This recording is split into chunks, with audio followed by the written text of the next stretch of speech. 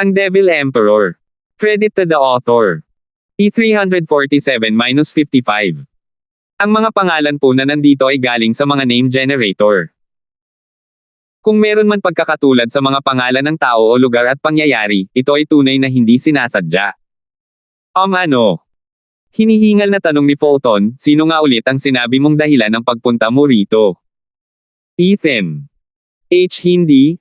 Ang ibig kong sabihin, si Stuart Kinstone ba ay iyong? Napalunok si Fulton.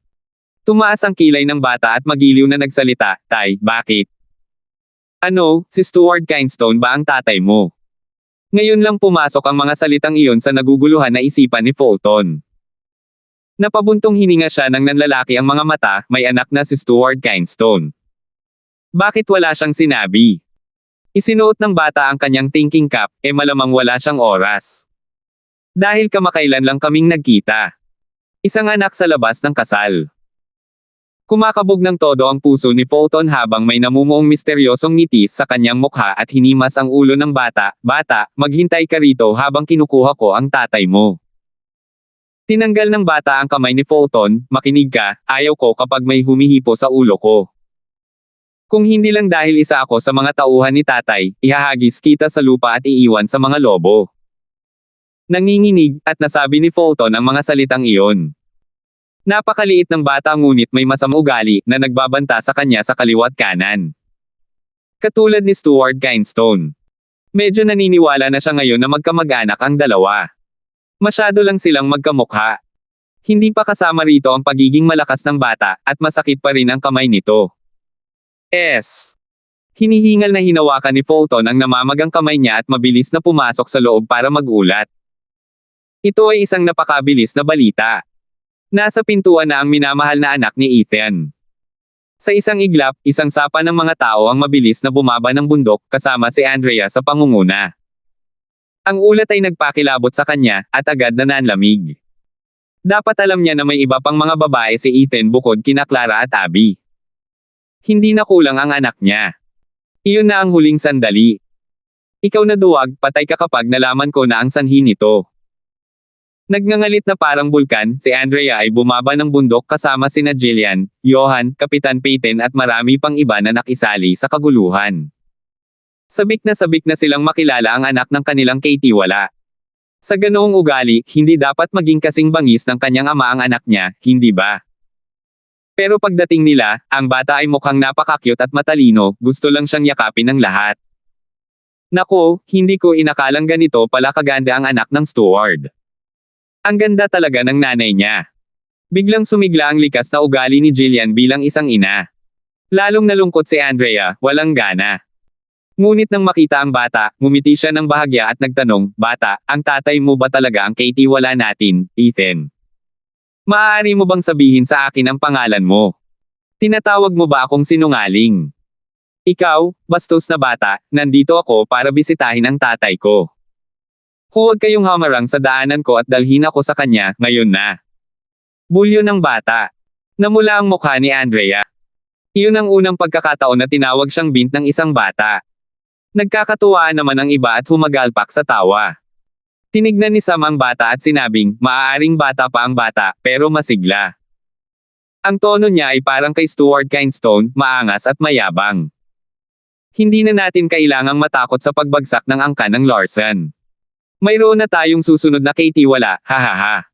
Tumawa si Sam, habang hinihimas ang buhok ng bata. Pero nanginig ang noo ng bata at mukhang madilim ang mukha niya. Tama si Elder yan. Matalino ang bata para sa akin at sa mga turo ni Stuart Kinstone, magkakaroon tayo ng walang katapusang henerasyon ng mas malalakas na henyo. Tawagin mo akong Tio Peyton. Tumawa si Kapitan Peyton, siya naman ang nag-aalangan sa bata, na umirap lang ng umirap. Pero halos hindi napansin o pinansin ng karamihan. Isang bata ang tinutokso ng mga matatanda. Ano pa nga ba ang magagawa niya kundi tiisin ito? At kaya, pagkatapos ng pangalawa ay dumating ang pangatlo, at tuloy-tuloy lang iyon. Hinaplos at tinutokso siya ng lahat.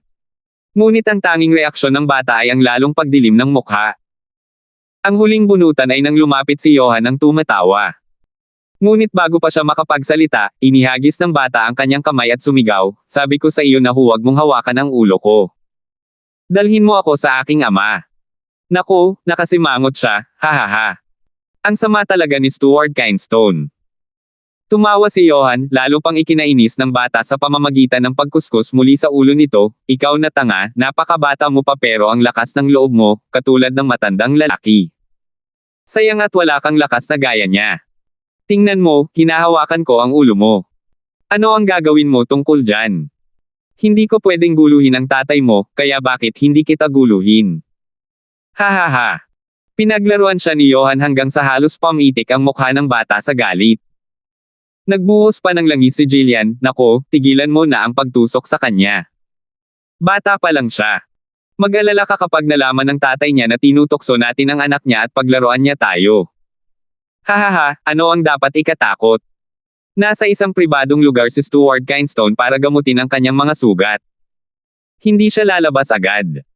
Ang alaala ng isang bata ay parang isda, mawawala kinabukasan. Hindi niya maaalala, di ba? Ngumisi si Johan. Sumanghal ang bata, tama. Wala akong maayos na memorya. Dahil kung sino man ang manginis sa akin, sisiguraduhin kong haharapin ko agad. Kasabay ng isang malakas na kalabog, ang maliit na kamay ng bata ay kumapit sa palso ni Johan na parang gato.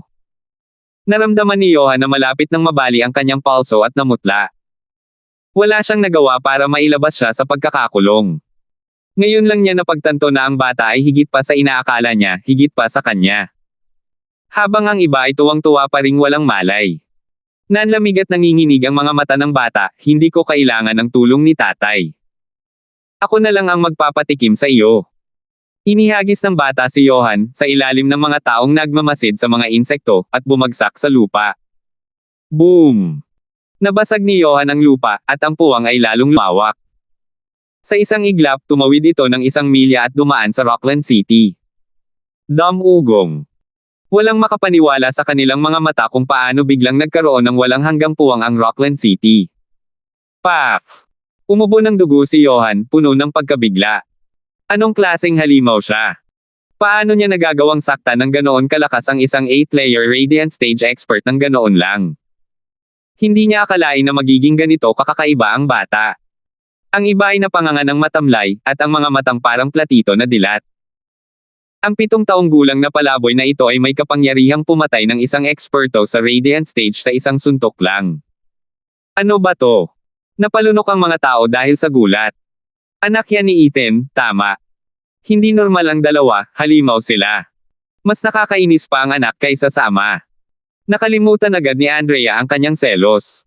Tinitigan niya ang dating gwapong bata ng may matinding takot. Binitawan na ng bata si Johan, inayos ang buhok nito, at nanukso, nako, alam mo na kung ano ang makakabuti para sa iyo. Kung hindi lang dahil sa pagiging nasa ilalim ka ng aking ama, nabali ko na sana ang maliit mong katawan sa dalawa. Humph, subukan mo ulit akong hawakan at tingnan mo kung saan ka dadalhin yan. Parang umiiyak si Johan. Siya, isang Radiant Stage expert at isang elder, ay inatake na parang bata ng isang bata. Ang iba ay mukhang gulat at nanginginig ang kanilang mga kamay. Sino sa kanila ang hindi pa nahawakan ang ulo ng bata? Ang swerte lang ni Elder Johan na nagawa ito ng huli. Kung sila iyon, ang kanilang buong kalansay ay alabok na ngayon. Mas lalong kinatatakutan at namangha ang mga tao sa bata. Si Ethan ay isang halimaw, ngunit hindi nito garantiya na magiging isa rin ang kanyang anak. Hindi man lang isang kakaibang nilalang na tulad niya. Naku po. Kayang-kaya ng isang 7 taong gulang na bata na mabaril ang isang Radiant Stage expert sa isang suntok lang. Paano kaya tayo makakaligtas? Nagsimulang tumulo ang mga luha sa kanilang mga puso. Tama na ang pag-aaksaya ng oras. Dalhin mo ako sa tatay ko. Pagmamalaking wika ng bata pagkatapos ng maliit na pagpapakitang iyon. Sa pagkakataong ito, ang mga tao ay naging mabait na tumango, at nanginginig na nanguna sa daan. Itinaas ng bata ang kanyang ulo, naglakad ng may pagmamalaki sa harap nila habang naglalakad papasok sa manor ng angkan ng Larson. Saka lamang lumitaw ang 5 pigire, si Jigo at ang 4 na mapanlinlang na demonyo. Nang makita si Andrea at ang iba pa, nagtanong si Jigo, anong problema? Ano ang kaguluhan sa labas? Lumukat ang mukha ng lahat habang itinuturo ang bata. Tiningnan lang siya ni Jigo at naging parang natulala at nanginginig, masungit na humble na Satyr Gord. Anong ginagawa mo rito? 348. Ah! Ang maliit na halimaw na iyon, ayaw niya tayong iwanang mag-isa. Niyakap ng 4 na mapanlinlang na demonyo ang kanilang mga ulo at gumulong sa lupa sa takot. At lahat ay nawala ng masabi. Ito ang unang pagkakataon sa lahat na makita si Mad Dipper na balisa at ang 4 na walang takot na mga pigmi na nagkukumahog na parang mga manok na walang ulo. Pero isa pa, halos wala nang hihigit pa sa kapangyarihang ipinakita ng batang ito. Ah, elderly? Kilala mo ba ang batang ito? Tanong ni Andrea na nanginginig ang mga labi. Kakaiba ang tingin ni Jigo sa kanya, bata. Binibini, maaaring isa siyang bata para sa iyo, ngunit para sa amin, siya ang pinakamatandang halimaw. 300 taon pa lamang ang nakalilipas, nilipol niya ang Titans at tinalo ang lahat. At ngayon, siya ang pinakamalakas na Divine Dragon ng pamilya ng Imperial, ang Invincible Scamp na si Satyr Gord. Hindi natin siya magagapi kahit magtulungan tayong lahat. Nakakagulat. Lahat ng mata ay nakatanaw kay Satyr Gord at puno ng takot. Sino ang makakaisip niyan? Tiyak na hindi sila. Na ang isang matamis na bata ay maaaring maging isang kasuklam-suklam na bagay. Si Johan ang pinakamapait. Nang masulyapan niya ang kaibig-ibig na si Satyr Gord, parang gusto niyang umiyak. Kung alam lang niya na ang bata ay isang ilang siglo ng kakatwang nilalang, hindi na sana siya lalapit dito. Sinusubukan na ngayon ng lahat na unawain kung ano ang ginagawa ng puwersang ito ng kalikasan sa pagdating ng angkan ng Larsen. Pero, hindi ba tanak siya ni Ethan? Paano siya naging 300 taong gulang? Nag-alinlangan si Andrea. Naguluhan din si Jigo, sino ang nagsabi niyan sa iyo? Ginawa niya. At nagsalita na ang karamihan, habang nakaturo kay Satyr Gord. Ngayon naman si Jigo ang natigilan. Tiningnan niya ang maaliwalas na mukha ni Satyr Gord, puno ng pagdududa. Lahat ng kilalang eksperto ay nagmamalasakit sa pananaw ng mundo sa kanila at hindi naiiba si Satyr Gord. Ano ang posibleng dahilan ng makapangyarihang ekspertong ito para magpakumbaba at sabihing anak siya ng isang tao? Malinaw na inamin Satyr Gord na hindi ito nangangakong iyon ang totoo, kaya lalong nalito si Jigo. Nasaan si tatay? Dalhin mo ako sa kanya. Sabi ni Satyr Gord. Nag-alangan si Jigo ngunit tumango rin sa huli, sandali lang habang ipinapaalam ko sa kanya. Hindi nagtagal at bumalik siya, ngunit sa pagkakataong ito ay mas kakaiba ang tingin kay Satyr Gord, pinapasok ni Stuart Kindstone ang lahat at ang bata. Sapat na ang mga salitang iyon para makita ng lahat na si Ethan nga ang ama ni Satyr Gord. Walang saysay na tawagin siyang bata ni elderly kung hindi. Ngunit walang nakakaalam kung paano naging anak niya ang isang eksperto sa mundo, ang pinakamalakas na Divine Dragon ng Titans. Isang bagay ang tiyak, nakita nila ang mga gawa ni Ethan sa ibang paraan. Siya lamang ang makakagawa nito. Naglakad sila ng paunti-unti papunta sa pangunahing bulwagan ng angkan ng Larsen. Nakaupo na si Ethan na may maliwanag na ngiti, batang santor, ang tagal na. Tay! Masayang tumalon si Satyr Gord sa mga bisig ni Ethan. Hindi siya mukhang 300 taong gulang na halimaw para sa kahit sino, isa lamang siyang matamis na bata. Pero nang makita niya ang walang laman na kanang manggas ni Ethan, nabigla siya, tay, ang kanang kamay mo. Sino ang may gawa nito sa iyo? Papatayin ko silang lahat. Hindi na kailangan, naayos ko na. Umiling si Ethan. Dahil nasa maselang balanse ang mga pangkat ni Titans, ayaw niyang si Satyr Gord ang maging dahilan ng pagkawasak ng lahat at makaapekto sa kanyang plano. At anong ginagawa mo rito? Hindi maaaring nandito ka lang para makita ang aking munting matandang ako. Nakangiting nagpalit ng usapan si Ethan. Tumango si Satyr Gord, nandito ako para magbigay ng utos sa angkan ng Larsen. Para sa huwarang pagganap ng angkan ng Larsen sa esoteric debate, 3 buwan mula ngayon, igagawad ng emperador dito ang titulong ika-8 maharlikang sambahayan sa kabisera ng imperyo, sa harap ng mga angkan ng Titans.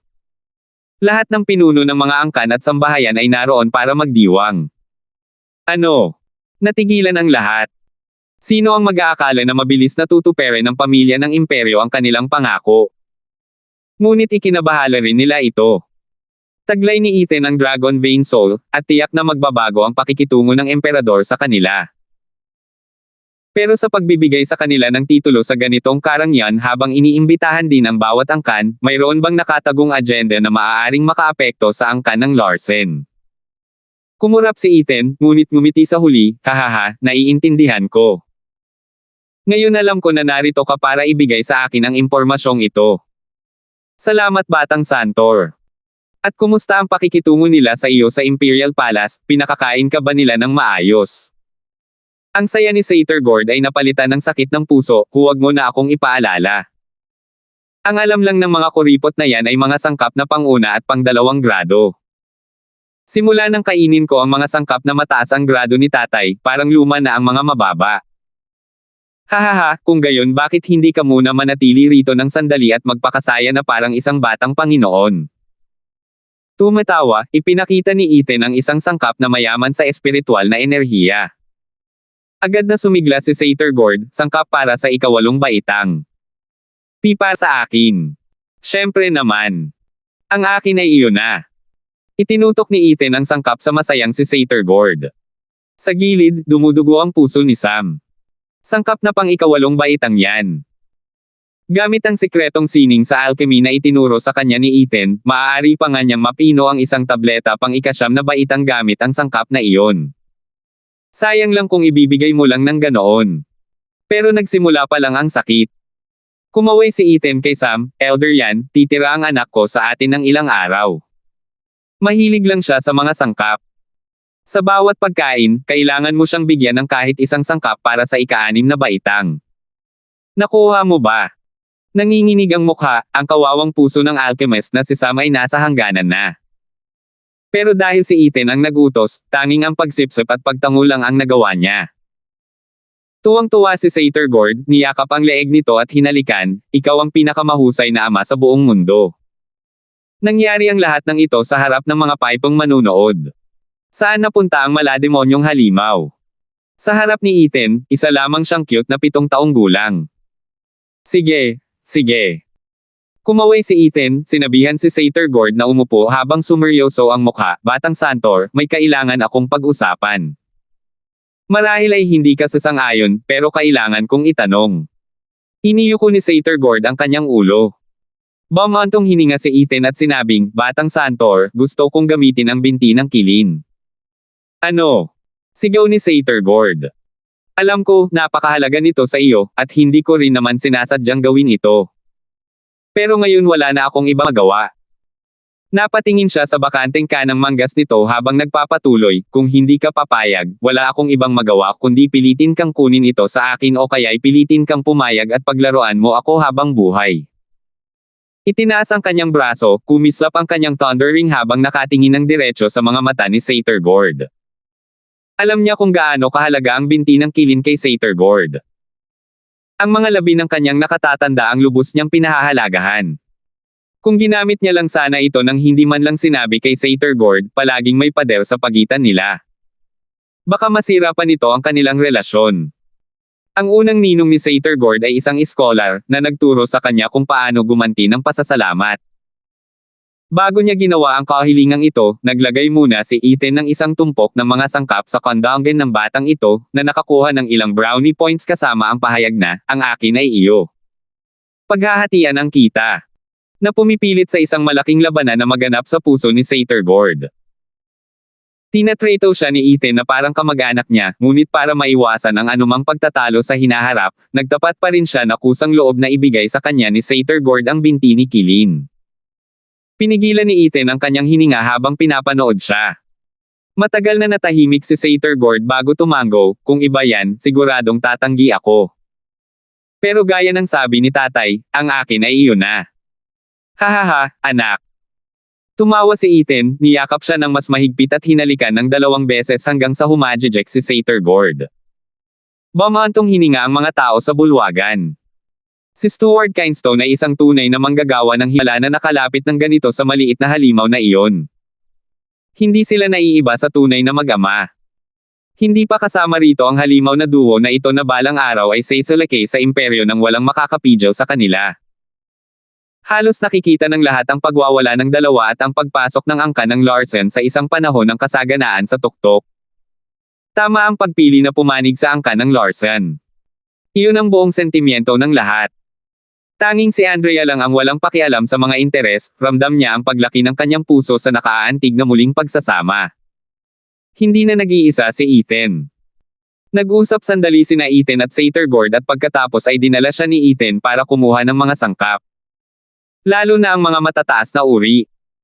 Lahat ng ito ay kinuha mula sa kuweba ng espiritual na halimaw na nasa ika-6 na baitang sa bundok ng hari ng mga hayop. Hindi naman karami o kakaunti ang kanilang bilang sa simula pa lang.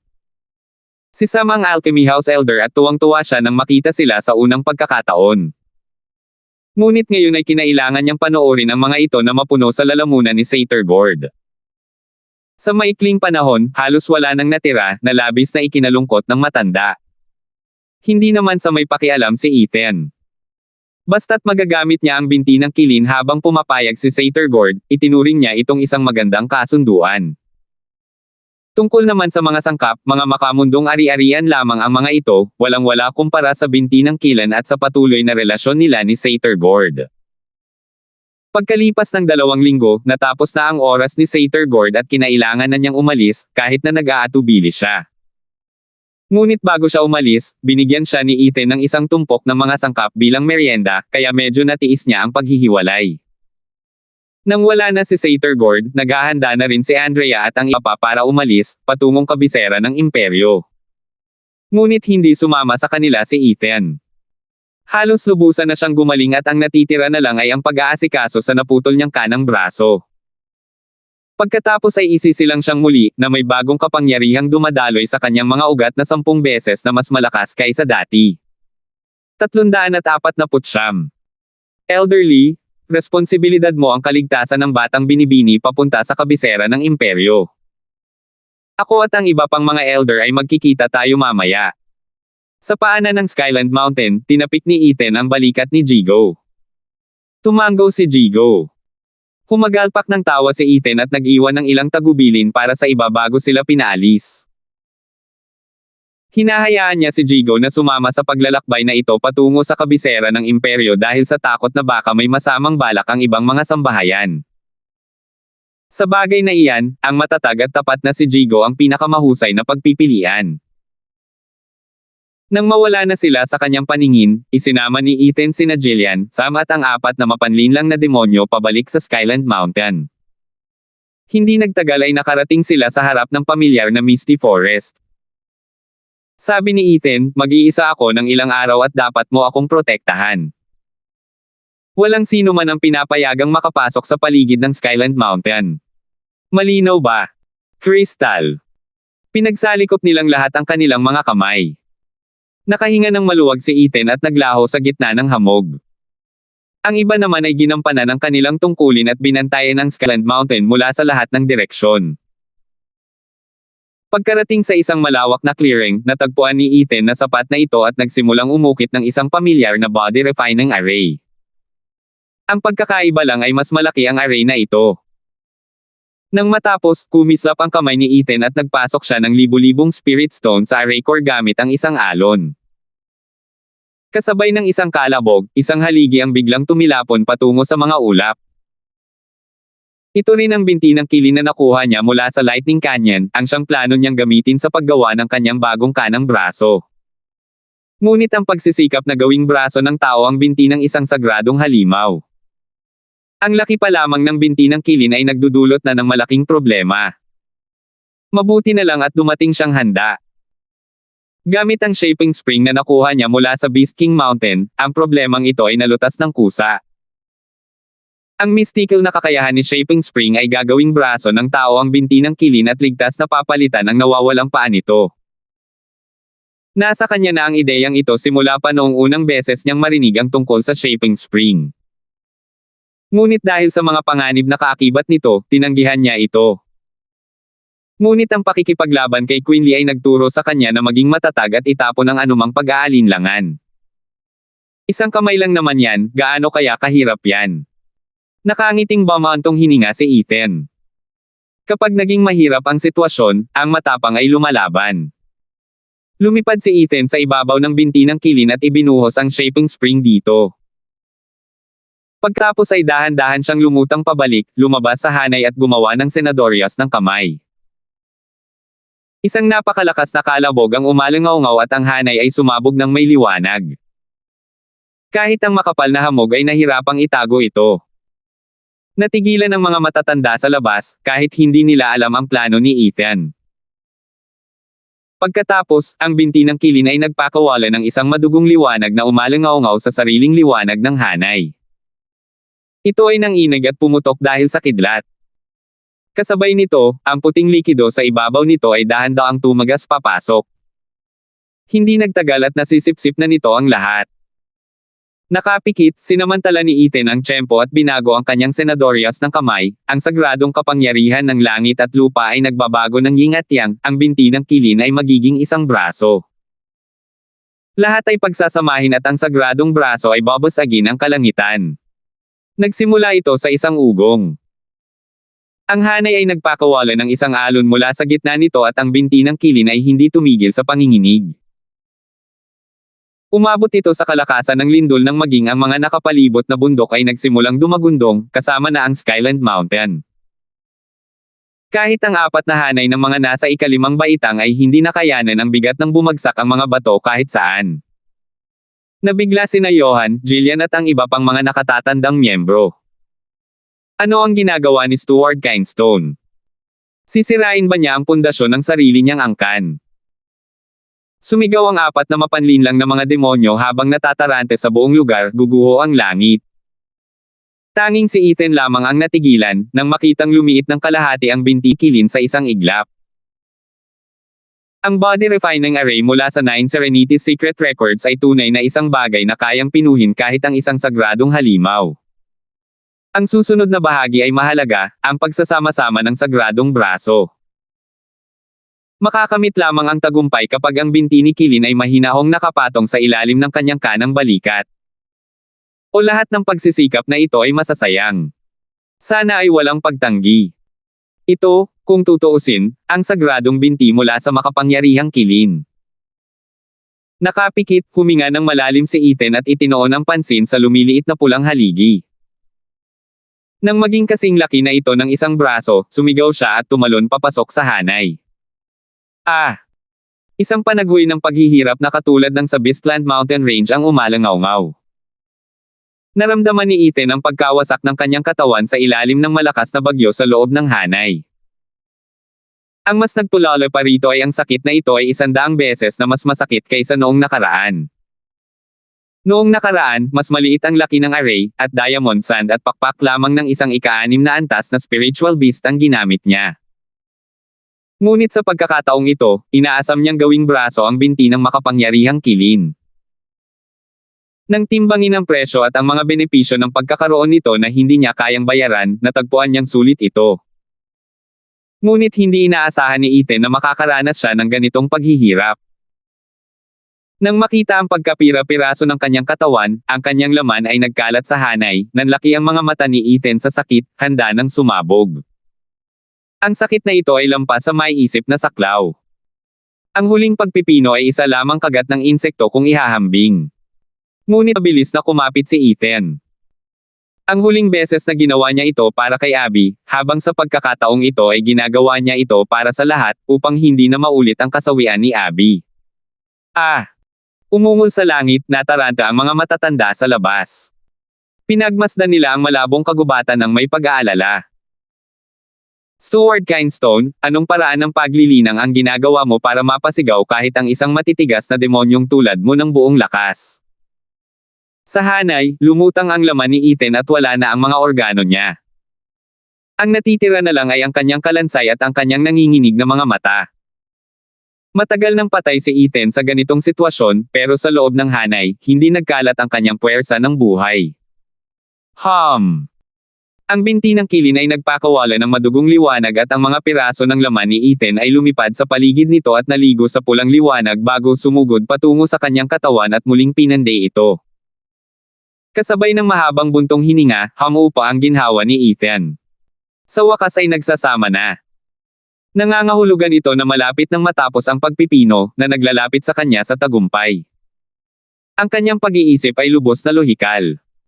Kapag ang katawan ay nerporma, ang pagpipino ay matatapos. Bagamat hindi niya isinaalang-alang ang katotohanan na ang target ng kanyang pagpino ay isang sagradong halimaw. Whoosh! Ang lumilipad na laman ay muling nabuo sa kalansay ni Ethan at naglabas ng maputlang-pulang liwanag, at tanging ang kanang braso na lamang ang nawala sa pwesto nito. At saka lumutang ang binti ni Kilin, dahan-daang lumapit sa kanyang balikat upang magsanib. Hindi siya natuwa ng isang umaalog na parang langit ang mag-anunsyo ng panginginig ng binti ni Kilin. Isang pulang liwanag ang sumilay mula sa binti at tumago sa kanyang utak. Nawala ng malay si Ethan ng ilang sandali at naramdaman niyang nabibiyak ang kanyang ulo, malapit ng sumabog. Isang sigaw na parang galing sa isang mabangis na halimaw ang pumutok sa pinakamalalim na sulok ng kanyang isipan at nagpatamba sa kanya. Nabigo ako. Bumantong hininga siya sa kanyang puso, ito ang huling naisip niya bago siya nawala ng malay. Isang pulang dugong kilin ang umuungal sa kanyang kaluluwa, gustong-gustong gibain ang lugar. Isang ordinaryong tao ang nangangahas na pag nasaan ang aking sagradong katawan. Ikaw ay itinuturing na hindi karapat-dapat. Umungol. Habang literal na sumasabog ang kilin sa kaibuturan ng kanyang kaluluwa, isang ungol ng dragon ang nagmula sa katawan ni Ethan. Sumugod ang dragon vein soul sa kilin. Si Ethan na ngayon ang amo nito at tungkulin nitong protektahan siya. Alam nito na wala itong kalaban-laban sa kilin, ngunit susubukan nitong protektahan si Ethan gamit ang buhay nito. Ang tanging hinahamak lang ng kilin ay ang kaluluwa ng dragon, kung isa kang celestial dragon, hahampasin sana kita. Pero may isang maliit na dragon sa lupa na nangahas na harangan ang daan ko. Itinaas ng kilin ang binti nito at tinapakan ang kaluluwa ng dragon. Bam! Ang kaluluwa ng dragon ay pinalayas mula sa kaluluwa ni Ethan at ibinalik sa kanyang dantiya na may mukha ng isang sinipa na tuta. Guru! Ginawa ko na ang lahat, pero hindi pa rin sapat. Hahaha, may kuulbang ng ahas makipaglaban sa akin. Mamatay ka! Humagalpak ang kilin at napahadjejek sa kadiliman sa paligid, hahaha, ang tapang naman ng batang ito. Tingnan mo kung paano ko pupunitin ang kaluluwa mo. Hindi ito nagkaroon ng pagkakataon ng isang malakas na sigaw ang magpahayag ng sakit sa kanyang likod. Isang malaking ibon na gawa sa asul na apoy ang kumagat sa likod ng matigas na si Kilin. Gulat na lumingon si Kilin, ikaw. Opo, matandang kasama, pinili ko ang batang ito at balang araw ay mas marami siyang maitutulong sa atin. Matagal ka ng patay at ang pag-alis ng kalungkutang ito sa iyong kaluluwa ang siyang pinakamabuti. Ang malaking asul na ibong apoy ay sumabog at naging apoy at nilamon ang Kilin. Kasabay ng paghigpit ng mga kuko nito, ang Kilin ay naglaho sa isang pulang liwanag. Pagkatapos, nawala rin ang malaking asul na ibong apoy. Doon lamang tuluyang tumigil ang tumitibok na kanang braso ni Ethan, ang binti ni Kilin, nang magsimula itong magsanib sa kanyang katawan. 350. Hindi ako nilamon. Pagkaraan ng mahabang panahon, iminulat ni Ethan ang kanyang mga mata at nakita ang maaliwalas na asul na kalangitan. Nang dumampi ang binti ni Kilin sa kanyang balikat, nakaramdam siya ng matinding hinanakit na pumupunit sa kanyang kaluluwa. Pero ang ikinagulat niya ay ang isang simpleng binti ng Kilin, na alam ng Diyos kung gaano katagal ng patay, ay may taglay pa ring matinding sama ng loob. Dahil galing ito sa isang sagradong halimaw, mas lalong lumakas ang kalakasan nito. Agad nitong pinutol ang kanyang malay bago pa man siya makasigaw para humingi ng tulong. Ang huling pumasok sa kanyang isipan ay isang panaghoy dahil sa pagkabigo sa lahat ng ito. Tumagos ang hinanakit ng sagradong halimaw sa kanyang kaluluwa, ngunit hindi pa rin ito nawasak. Paano ako nabubuhay pa? Naging marangal ba ang sama ng loob ng Kilin at pinakawalan ako? Kahit siya ay natagpo ang imposible iyon. Ang hinanakit ay isang balto ng galit, paano ito makakabuo ng konsensya? Hindi mo ari ni Ethan. Umiling siya sa huli, sabay gumapang at tumayo. Sa kanya napagtanto na nagawa pala niya iyon gamit ang kanang braso niya. Gulat niyang tiningnan ang kanang kamay niya at isang kumikinang na pulang braso ang pumasok sa kanyang mga mata. Nagtagumpay ang pagpino. Ginawa niyang brasong Kilin na tumatagos sa langit ang binti ng Kilin. Tuwang-tuwa si Ethan at pinagmasdan ang lahat ng detalye ng kanyang bagong braso, ngunit hindi ito naiiba sa kanyang kabilang braso. Ngunit nang igalaw niya ang kanyang mga daliri, naramdaman niya ang pag-vibrate ng espasyo mismo. Ang kapangyarihan sa likod ng kanang braso niya ay kasing kakaiba ng kay Satyr-Gord. Tiwala si Ethan na walang sino man sa Titans ang makakapantay sa braso niyang ito. Hindi siya mag-aatubiling labanan kahit ang mga atake ni Satyr-Gord. Tuwang-tuwa si Ethan at napatalon sa tuwa. Ngunit hanggang 1,000 talampakan lang ang taas na kaya niyang tumalon mula sa hamog. Nakalimutan ni Ethan na nawala na siya ng mga pakpak at hindi na siya kayang lumipad bilang isang eksperto sa bone tempering. Kaya bakit pa siya naroon? Ako ay umasenso na. Mabilis na tiningnan ni Ethan ang kanyang cultivation. Tunay nga, ang pagpino ay nagtulak sa kanyang cultivation patungo sa 3 patong ng Profound Heaven stage. Hindi pa kasama rito ang kapangyarihan ng Dragon Soul sa loob niya na sumanib na sa kanya at nagdala sa kanyang katawan sa isang bagong antas. Sa pamamagitan ng pagpapatibay ng kapangyarihan ng dragon at ng kaluluwa ng dragon sa loob niya, ang kapangyarihan sa kanyang katawan ay tumago sa bubong. Kahit si Quinley ay hindi na siya kayang tapatan ngayon. At wala pa iyon sa kalahati. Labis niyang ikinatuwa na nalaman niyang nakaabante rin ang Blood Infant. Nabali nito ang mga kadena at nakarating sa Profound Heaven stage. Ang bilis ng Profound Heaven stage Blood Infant ay umabot na sa isang walang kapantay na antas. Kahit isang discerning field ay hindi ito kayang mahabol. Nakapikit, inikot ni Ethan ang kanyang isip. Swoosh! Isang pulang liwanag ang lumabas mula sa kanya, nilaibot ang paligid ng Skyland Mountain ng 100 milya at sa isang kisap mata ay nakabalik sa loob. Sa gitna ng Skyland Mountain, habang pinagmamasdan ang mga hanay, sina Jillian at Johan, ay nakapikit habang nagko-cultivate ng makaramdam sila ng lamig na dumaan sa kanila. Matandang babae, naramdaman mo ba iyon? Nanginginig ang mga mata ni Johan. Tumango si Jillian at lumunok, parang may dumaan. Pero bakit hindi ko ito maramdaman? Lahat ng ito ay batay sa aking likas na ugali. Ikaw rin. Napasinghap ng inig ang matandang mukha ni Johan, kung gayon, hindi lang siguro ito nagkataon. Ganito rin ang naramdaman ko. Pero bakit?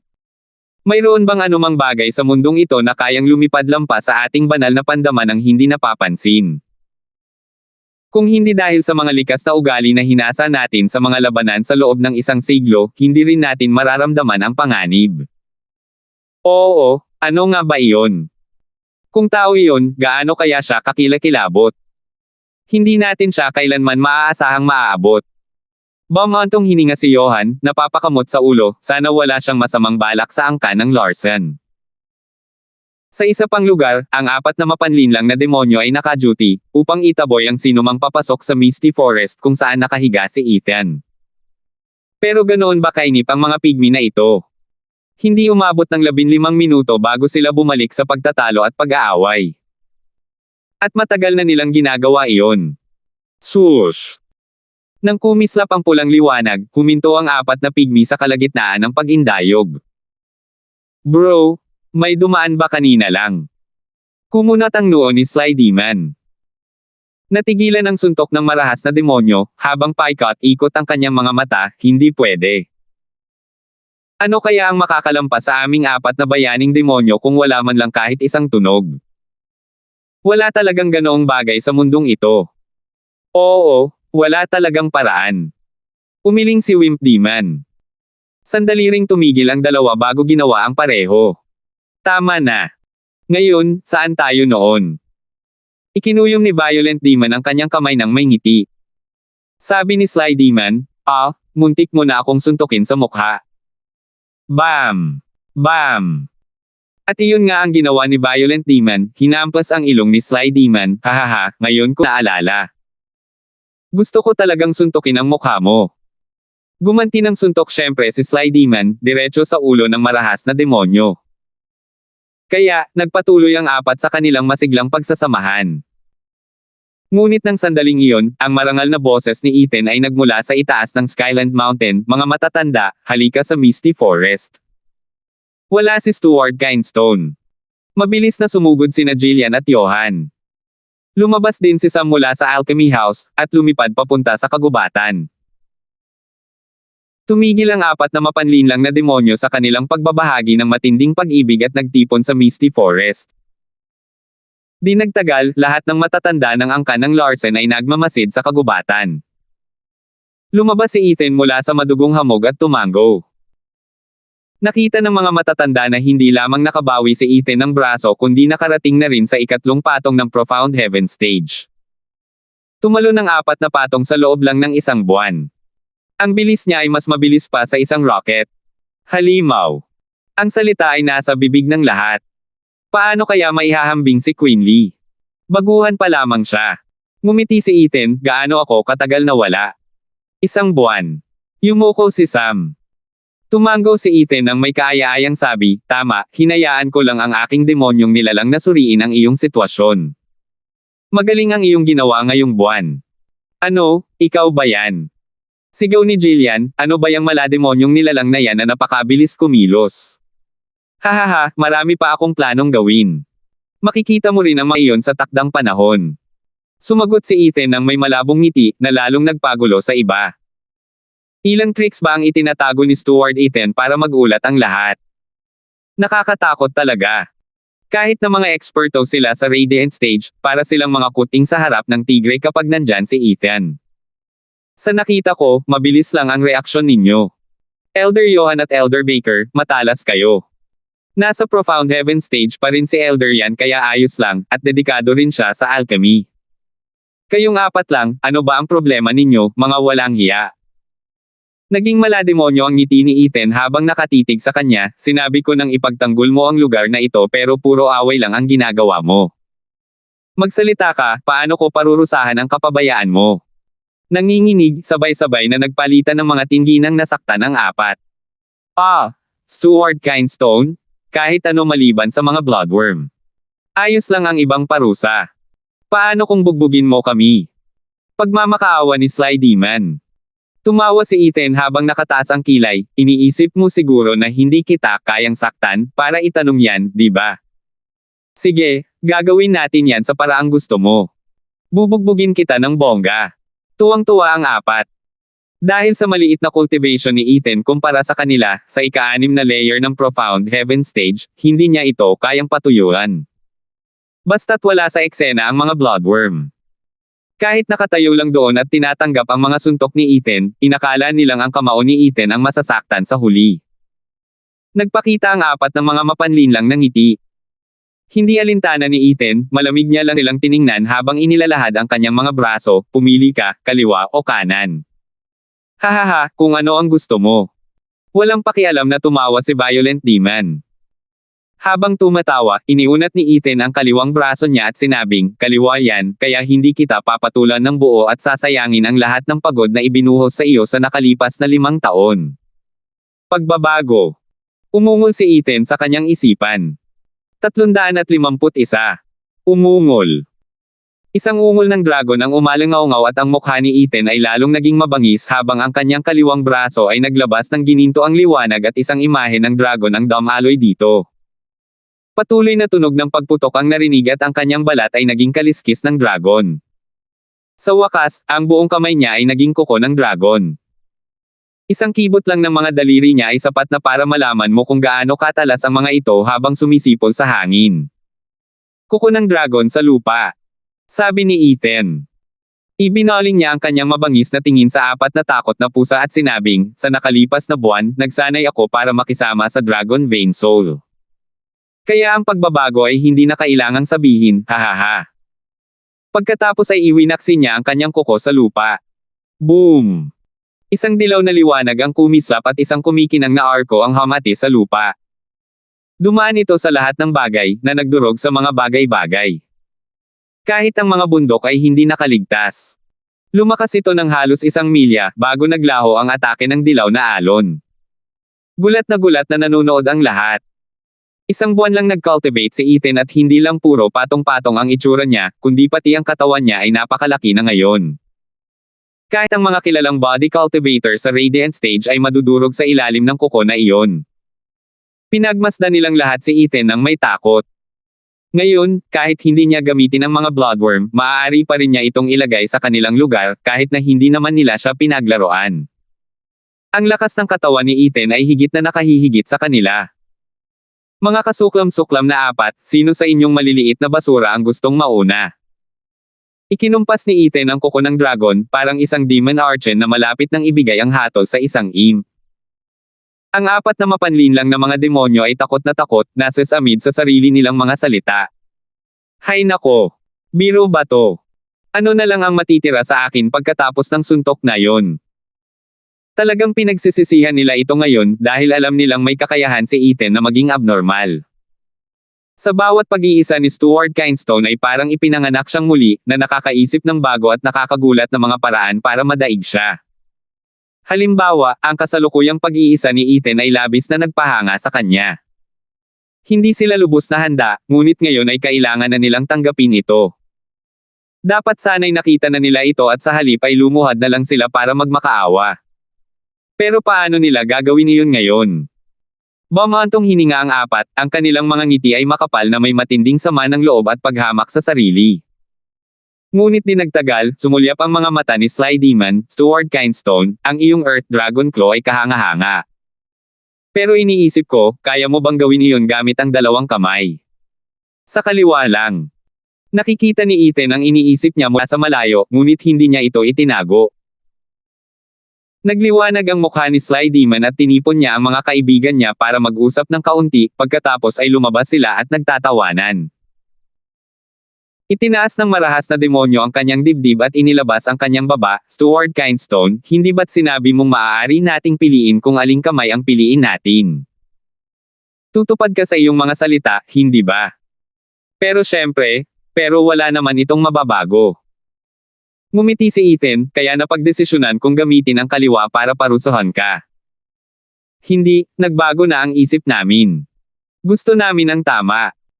Turo ni Violent Demon sa bago niyang kamay habang humahagalpak ng tawa.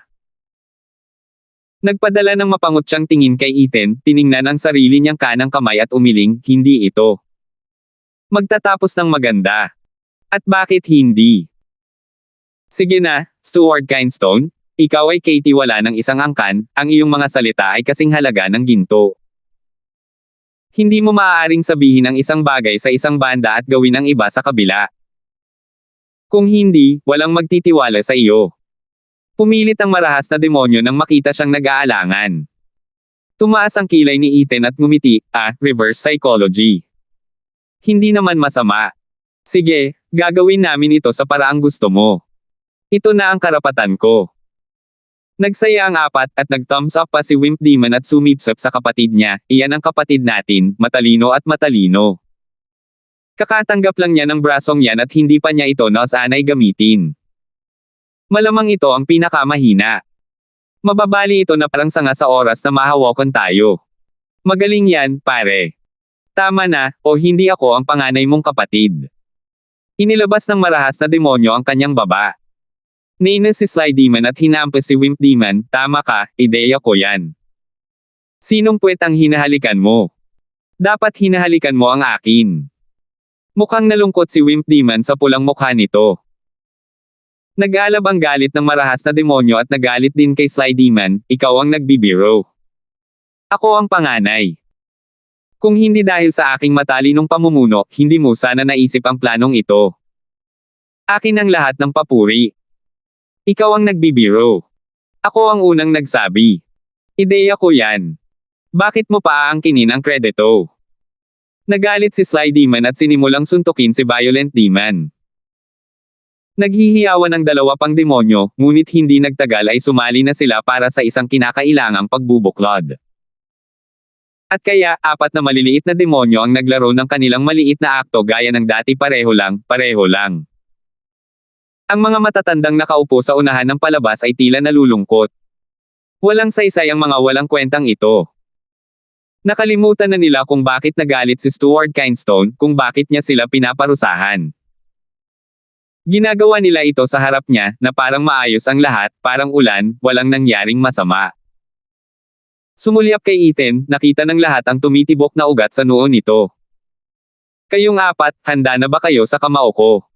Nauubusan na ng pasensya si Ethan.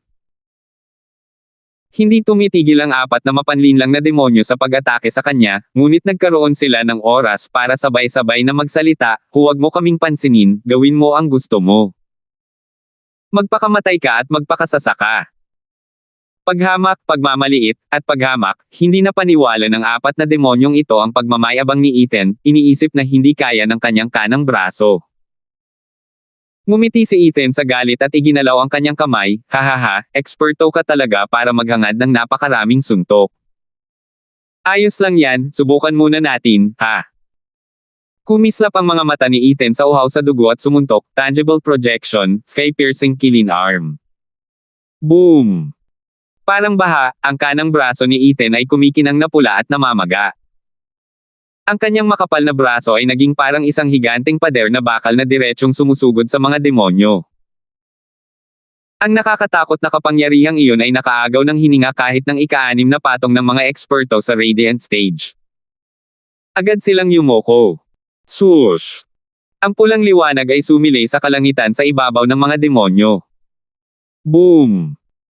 Parang isang putok ng artilleria, ang sagradong braso ng kilin ay dumagundong sa espasyo saan man ito dumaan at dinurog ang lahat ng iba pa. Habang ang espasyo sa harap ng kamao ang siyang tinatamaan ng matinding tama, patuloy na bumabaligtad at nagiging sanhi ng pagkawasak ng 300 talampakang taas na bangin. Nang manahimik ang lahat, ang tanging natira sa mga mata ng mga nanunood ay kalungkutan at wala ng iba pa. Labis ang kanilang pagkagulat kaya tila itinatanggi nila ito. Alam ng lahat na magkakaroon ng napakalaking power boost si Ethan, pero sino ang makakaalam na darating iyon? Hindi sila. Kayang durugan ng bagay na iyon ang mundo. Nanginginig agad ang apat na mapanlinlang na demonyo, walang dugo ang kanilang mga mukha. Isa itong deja vu sandali para sa kanila. Ganoon din ang ginawa ni Satergord. Isang walang talo na suntok para durugan ang lahat. Habang lumulunok, nahirapan ang apat na mapanlinlang na demonyo na tingnan ang pulang haligi sa langit. Alam nilang nagkamali sila at malapit na silang umiyak. Tinatawag mo bang kamay yan? Isa yung pylon. Kahit kaunting dampilang ay magiging parang meat patties tayo. Kukunin ko ang Dragon Claw anumang oras, maraming salamat. Bulag nilang itinuring ang bagong braso ni Ethan bilang isang bagong silang na sanggol, gayong ang totoo ay isa itong sandata ng malawakang pagkawasak. Bukod pa rito, mga braso ba iyon ng tao? Hinihingal na binawi ni Ethan ang binti ng kilin sa pagiging braso niya at tumango ng may pagsang-ayon. Ang pagbabagong anyo ay isang lihim na sining ng pagbabago ng hugis. Nangangahulugan iyon ng paggawa ng kanyang kaliwang braso na ang kuko ng dragon sa lupa, ng isang sagradong halimaw na nagkatawang tao. Samantalang ang tangible projection ay nangangahulugan ng transformasyon o pagbabalik sa orihinal nitong anyo. Ang kanyang brasong kilin ay parang isang braso at matigas na hindi maisip, ngunit sa pamamagitan lamang ng tangible projection na ito ng pagbelang ng braso ng kilin pabalik sa binti ng kilin, mailalabas niya ang sky-piercing kilin power. Ngunit hindi lang ito ang kayang gawin ng binti ng kilin, dahil limitado ito ng kanyang mababang cultivation. Kung sobra ang lakas na ibinigay niya sa suntok, tiyak na babagsak din siya. Pero kahit limitado, para sa buong Titans, higit pa ito sa sapat. Dahil ang Earth Dragon Claw ay nasa kaliwa niya at ang braso ni Kilin ay nasa kanan niya, walang kalaban na makakalaban niya sa Titans. Ngumisi si Ethan, labis na nasiyahan. Ngayong napansin na niya ang iba, tila nagbakasyon ang kanilang mga isipan, pinagtaksilan ng kanilang mga hanggal na tingin. Habang ang apat na demonyo ay nanginginig na parang mga dahon. Kasabay ng malademonyong ngiti, ikinumpas ni Ethan ang kanyang kanang kamay, sabi ninyong apat na huwag silang ituloy, di ba? Gusto mo pa ng isa? Nako, Stuart Kindstone, napakagaling mo. Hindi kami nangangahas na makipaglaro sa harap mo. Paano kung gamitin mo ang Blood Infant para parusahan kami? Ang suntok mo ay magwawali sa amin. Hindi mo naman gugustuhing mawala ng saysay ang huling 5 taon ng pamumuhunan ng angkan ng Larsen, di ba? Kumakabog ang ulo ng apat na demonyo at may lumalabas na sipon sa kanilang mga ilong. Ngumiti si Ethan, hahaha, kayong apat, magmakaawa lang kayo. Sige, hahayaan ko na lang muna, pero dapat ayusin nyo na. Kapag nakita ko kayong nagpapabeya ulit sa trabaho, wala nang susunod. Papatayin ko agad ang ulo ninyo. Stuart Kindstone, huwag kang mag-alala, hindi na iyon mauulit, umiling ang apat na demonyo at nanumpa. Saka lamang tumango si Ethan at tumingin sa malayo, mabuti. Panahon na para pumunta tayo sa kabisera ng imperyo at makipag-ugnayan muli sa iba. Oo. Pinagsalikop ng lahat ang kanilang mga kamay habang tinatanggap ang utos. Maging ang mapaglaro at tusong mga demonyo ay agad na gumalang. 352. Kabisera ng imperyo, ang mga tarangkahan ng palasyo ng imperyo. Mayroong 360 na tansong inlay sa siyam na mabibigat at 3 metrong taas na mga tarangkahan. Nakalagay sa hugis ng macrocosmic orbit array, ito ay isang walang hanggang simbolo ng kapayapaan at kapangyarihang imperyo. Ang mga bantay na nakasuot ng gininto ang baluti ay nakatayo sa harap ng bawat engranding tarangkahan ng may karangyan at dignidad, naglalabas ng matinding pressure sa sinumang lalapit. Kahit ang mga bagong cultivator ay nararamdaman ang presensya ng 1,000 sa mga eksperto ng profound heaven na ito. Ang kapangyarihan ng pamilyang imperial ay palaging pinakamalakas sa Titans. Isang pulutong ang nagtipon sa labas ng mga pintuang ito simula pa noong madaling araw, ngayon ay namamangha sa gayong pagpapakita ng kapangyarihan. Gaano nakatagal mula nang magdaos ng seremonya ang pamilya ng imperyo? Walang nakakaalam dahil ito ang una nilang ginawa. Sa ganitong mga okasyon, ang mga delegado ay manggagaling sa bawat angkan sa Titans, mula sa pinakamalalaking pamilya hanggang sa pinakamaliit. Ang huling pagkakataon na naganap ang ganitong pagtitipon ay mga siglo na ang nakalilipas nang magsama-sama ang lahat at itaboy ang mga mananakop mula sa kanilang hangganan. Malinaw na nakikita kung gaano kalaking kahalagahan ang ibinigay ng pamilya ng imperyo sa pagkakaloob ng ika-8 titulo sa maharlikang angkan. Ang angkan ng Larsen, isang pangatlong uri lamang, ay magluluksa na ngayon sa karangalan. Panalo lang sila sa esoteric debate, pero ganoon ba kalaki ang tagumpay na makilahok ang buong Titan sa seremonya ng paggawad ng parangal? May ilang maliliit na angkan na naghihintay sa matinding lamig sa labas ng mga tarangkahan na nakiusap na huwag silang pansinin. Bakit hindi tayo mabigyan ng ganitong pagtrato? Nagtipon ng maraming angkan sa harap ng mga tarangkahan ng Imperial Palace upang usap-usapan ang mga pangyayari. Ang ilan ay naiinggit at ang ilan ay namangha, ngunit ang nangingibabaw sa lahat ay ang paggalang. Hindi pa ito nangyari noon at maiisip ang hirap. Isang ikatlong antas na angkan, noong panahon nila, ang pumapasok sa ranggo ng mga bahay at nakatanggap pa ng pagsang-ayon ng pamilya ng imperyo. Dahil ang isang mababang uri ng angkan ay maaaring maging masipag, ang iba pang mababang uri ng angkan ay walang dahilan para tumigil at makipaglaban sa kasalukuyang kalagayan. Yung batang Panginoon, sandali lang. Sa gitna ng masikip na karamihan, isang mapagmalaki at maangas na binata, na nakasuot ng sombrero ng isang iskolar, ang patuloy na naglakad kahit na sumisigaw ang apprentice na iskolar sa likuran niya. Natigil lamang siya nang marating niya ang harapan ng karamihan. Ang kanyang mga mata ay nagniningning na parang mga bituin, tumingin sa paligid, sa wakas ay nakalabas na ako. Young master, kailangan na nating bumalik kung hindi ay parurusahan ako. Sumiksik din ang bata sa harap niya, ang maganda at malambot nitong mukha ang lalong nagpaganda sa kanya. Ngumiti lamang ang batang Panginoon, matagal na akong natigil sa bahay. Ngayong wala na ako, oras na para magsaya. Bakit pa ako babalik ngayon? Ito ang ika-8 seremonya ng paggawad ng parangal sa bahay ng Imperial Palace, ang kaganapan ng milenyo. Ang huling pagkakataon na nangyari ito ay noong itinatag ang imperyo. Gusto kong makita mismo ng sarili kong mga mata kung bakit napakadakila, napakalakas ng ika-8 bahay na ito para gawing, nako, sinira ng kanyang kamahalan ang 1,000 taong konbensyon. Habang tumitingin-tingin sa paligid, siguradong walang nakapansin sa kanyang pagkadulas ng dila, inilabas ng binata ang kanyang dila at ngumiti. Mas lalong nalungkot ang bata, batang Panginoon, 4 na oras ka nang nagsasaya. Panahon na para bumalik na tayo, kung hindi ay hindi tayo makakalusot sa simpleng parusa kung may mangyari man sa iyo. Tumigil ka nga sa pag-iyakan. Inis na tinapik ng batang Panginoon ang bata sa ulo, ang lakas ng loob mong kausapin ako ng ganito. Pagbalik ko, baston na yan para sa iyo. Kung gayon, bakit mo ako isinama? Para parusahan ako. Kapag may nangyari sa iyo, buhay ko ang nakataya. Ikaw. Galit na tumingin ang batang Panginoon. Ganoon ba siya kaina para hindi makaligtas sa isang suntok sa harap ng napakaraming tao? Dahil gusto na niyang tumakas palagi, para na rin siyang human trafficker. Ganoon na ba siya kawalang silbi? Dumating na ang kanyang kamahalan, ang prinsipe ng korona. Kasabay ng isang malakas na sigaw, isang pinong sedan chair ang pumasok sa paningin ng lahat. Nang huminto ito, isang elegante at marangal na binata na nakasuot ng ginintoang roba na may 4 na kuko ng dragon ang lumabas. Nagmadaling lumapit ang mga lilang ginintoang gwardya upang iwasan ang mga angkan na bumuo ng 3 metrong lapad na landas. Nauna nang naglakad ang korona prinsipe patungo sa mga tarkahan ng palasyo ng imperyo.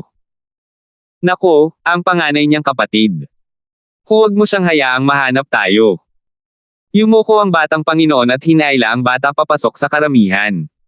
Sumunod na lamang ang bata.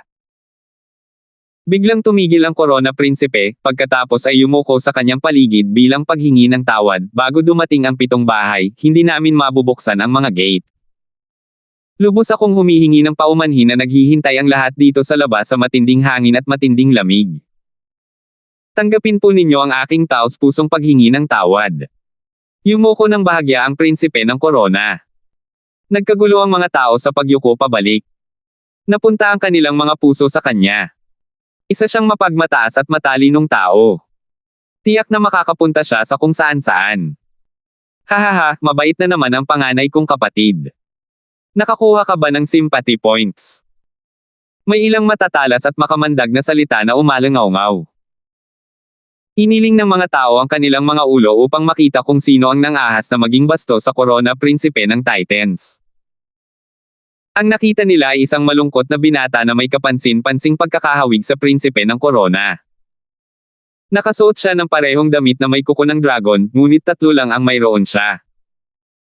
Napagtanto ng mga tao na siya ang kapatid ni Korona Prinsipe Boris Luen, ang pangalawang prinsipe Yundal Luen. Tiningnan siya ng korona prinsipe na papalapit ng may bahid ng galit, pangalawang kapatid, ano ang mungkahi mo? Ang bawat angkan sa Titans ay nagtipon sa ating dakilang kabisera ng imperyo sa imbitasyon ng pamilya ng imperyo.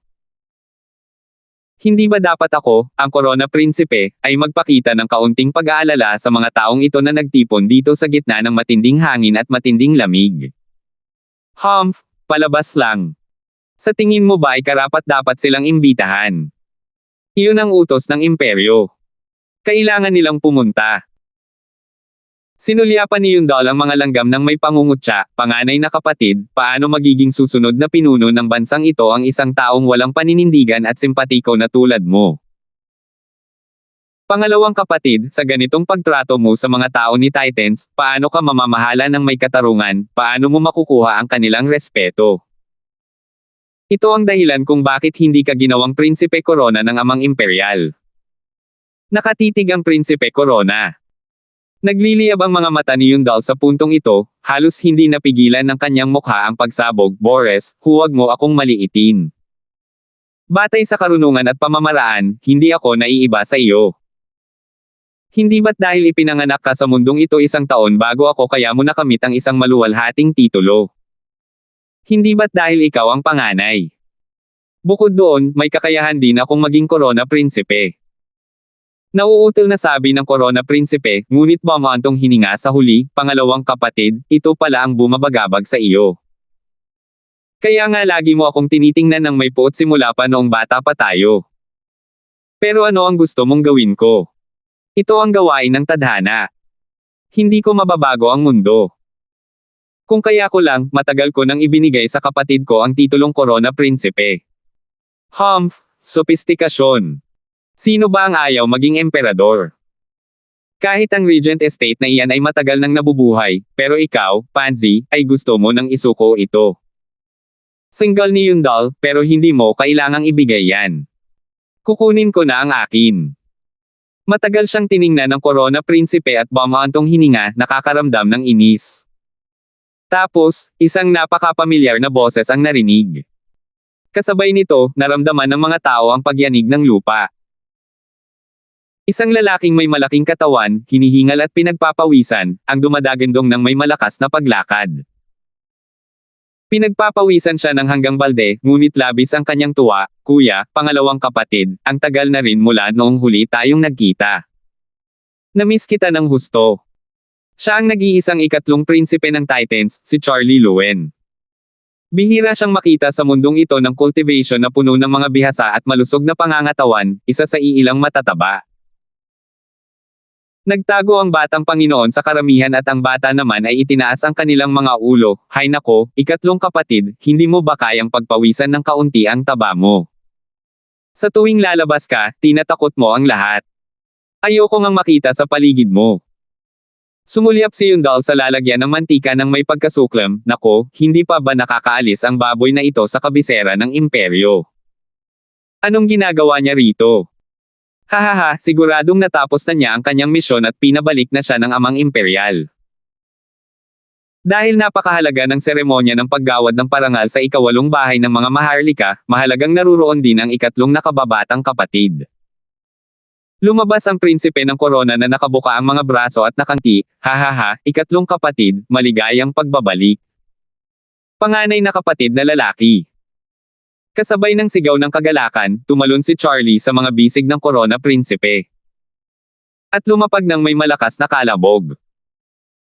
Kasabay nito, isang malakas na tunog ang nagmarka ng pagniwi ng korona prinsipe habang nabibitak ang bangkite sa ilalim niya. Kamahalan, korona prinsipe. Nagtakbuhan palapit ang mga gwardya ng prinsipe ng korona, nakita siyang yakap-yakap ang malaking piraso ng karne. Ayos lang ako.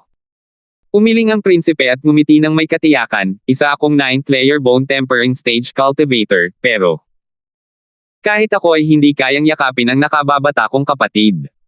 Pagbagsak.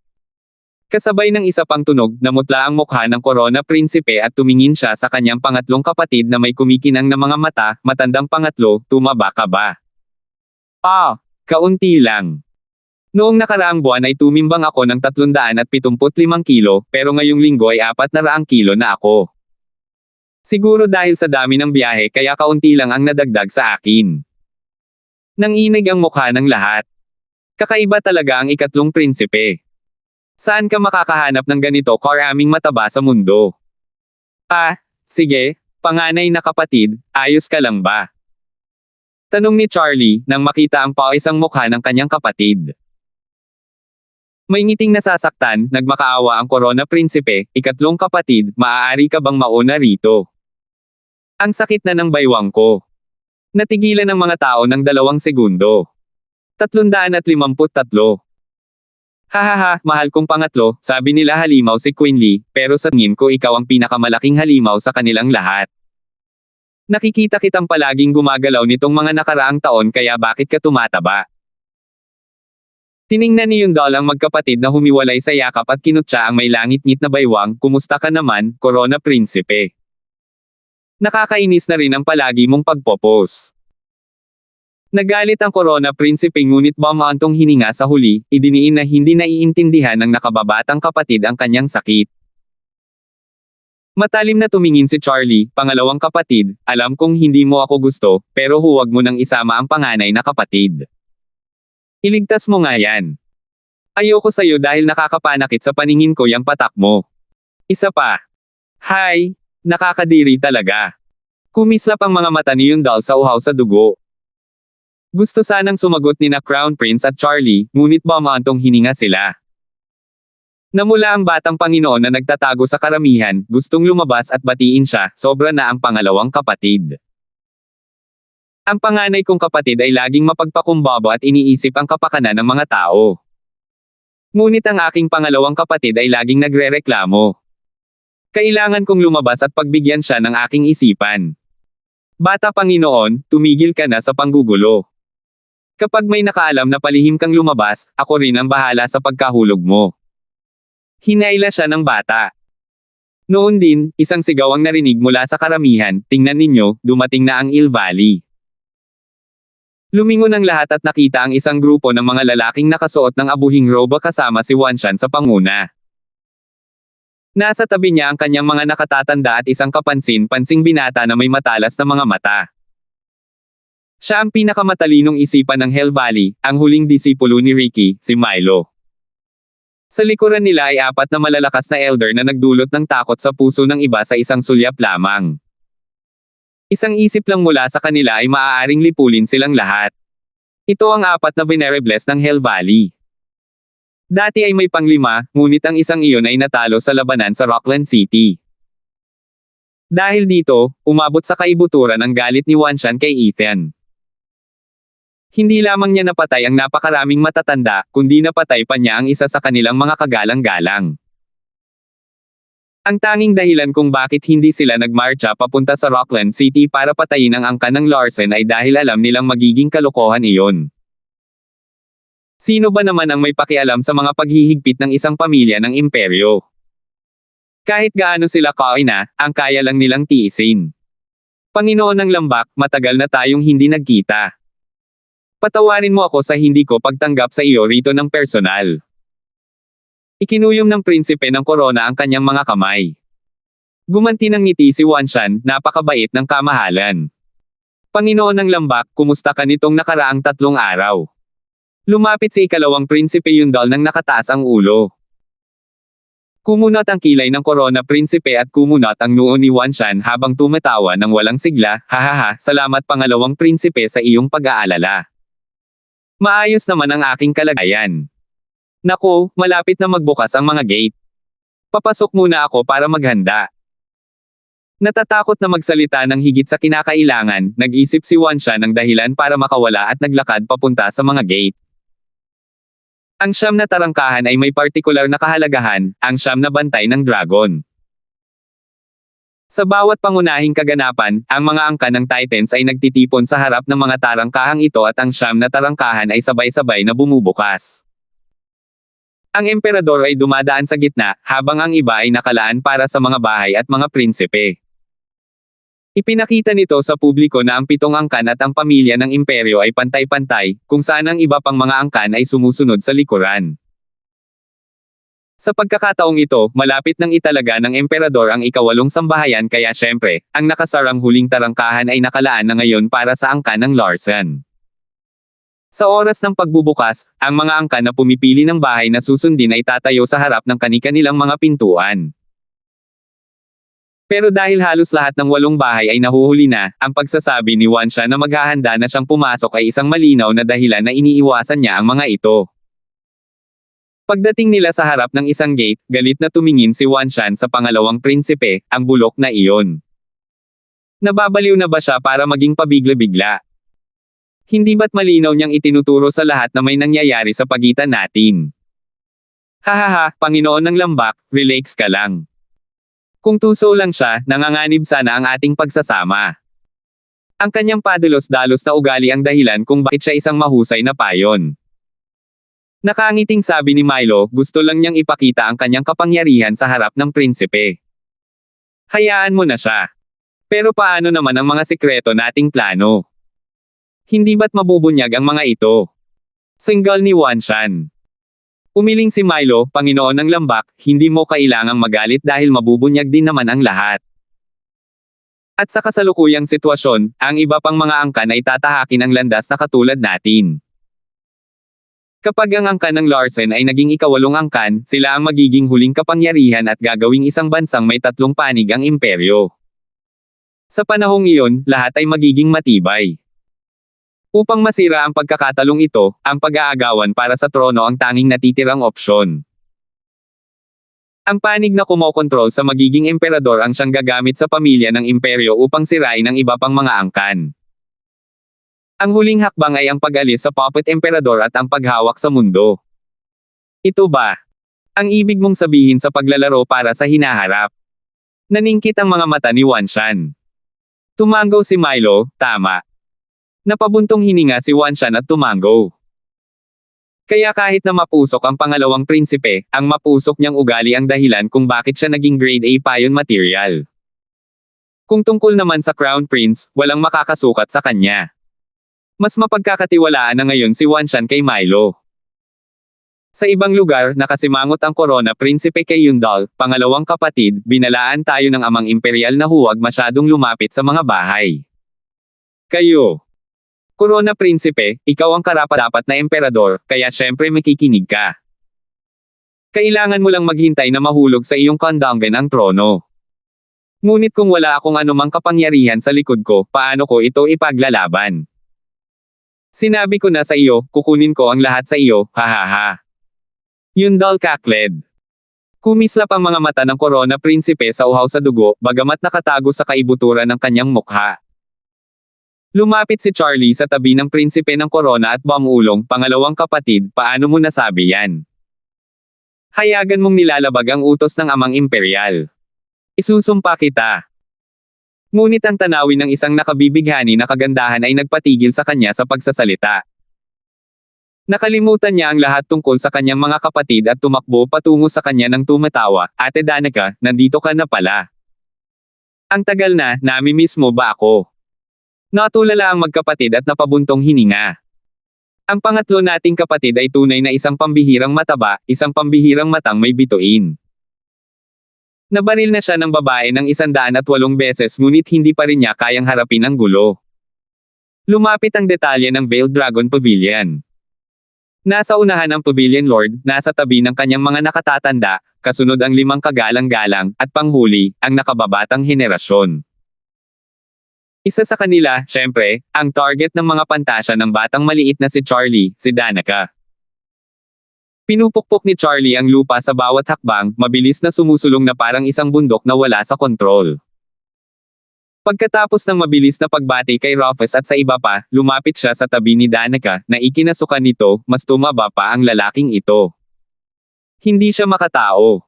Hahaha, Ate Danica, maayos ka ba? Kinapa ni Charlie ang kanyang makakapal na mga daliri, nahihiyang nakatingin sa kanya. Sinaman siya ng tingin ni Danica, akala ko ba nasabi ko na sa'yo noong nakaraan na may gusto na akong iba? Bakit ka lumalapit sa akin? Ang ibig mong sabihin ay kapatid na Ethan. Hahaha, napag-usapan na natin. Ginamit mo lang siyang dahilan. Naging magkapatid pa nga tayo pagkatapos. At ang magkapatid ay hindi humahabol sa asawa ng iba. Dinilaan ni Charlie ang kanyang mga labi at humajejek. Napangisi si Danica, paano kung totoo lahat ng sinabi ko? Natigilan si Charlie at tinitigan siya sa mga mata, ngunit wala siyang makitang kahit isang kasinungalingan. Hindi siya pinansin, iniwan siya roon ni Danica at bumalik sa bahay nito. Matapos magpalitan ng pagbati sa dalawa pang prinsipe, naglakad sila patungo sa isang gate. Tanging si Charlie lamang ang naiwan doon na nag-iisa at naliligaw. Pagkatapos ay kumunat ang kanyang mga noo. Isa-isang dumating ang iba pang mga bahay kasama ang kanilang mga matatanda, kagalang-galang, at mga kasama. Ang tanging kaibahan lang ay ang 3 bahay ay may 4 na kagalang-galang, habang ang Drifting Flowers edifices ay mayroon lamang 3, kaya sila ang pinakamahina. At sa di malamang dahilan, wala si Lord Chu sa edifice, kasama sina Iris Overseer at Lola na nangunguna sa kanilang bahay. Walang oras ang mga tao para mag-isip-isip nang dumating ang panauhing pandangal. Agad nilang naagaw ang atensyon ng lahat. Kahit na maraming angkan ang nakasaksi sa pagtatanghal ng angkan ng Larsen sa esoteric debate, karamihan ay hindi. Nais nilang lahat na makita ang kapangyarihan ng angkan ng Larsen at kung bakit ito ang ika-8 bahay. Lalo na ang binata na nagtatago sa karamihan. Nasa sabik siyang nagmasid, sabi nila ang Katie wala ng angkan ng Larsen ay isang malaking tao. Sino nga ba siya? 354. Tapikin. Kasabay ng matatag na paglakad, naglakad pasulong ang angkan ng Larsen. Ang una ay sina Andrea at Dexter, ang mga pinuno ng angkan ng Larsen. Sa likuran nila ay sina Kapitan Peyton, Yuntay at iba pang mahahalagang tao. At panghuli sina Jigo at Yantay, ang mga matatanda. Malinaw na halos walang matatanda ang angkan ng Larsen, 2 lamang, at ang kanilang lakas ay mas mahina. Tanging ang kapangyarihan ni Jigo ang pumukaw sa puso ng mga tao.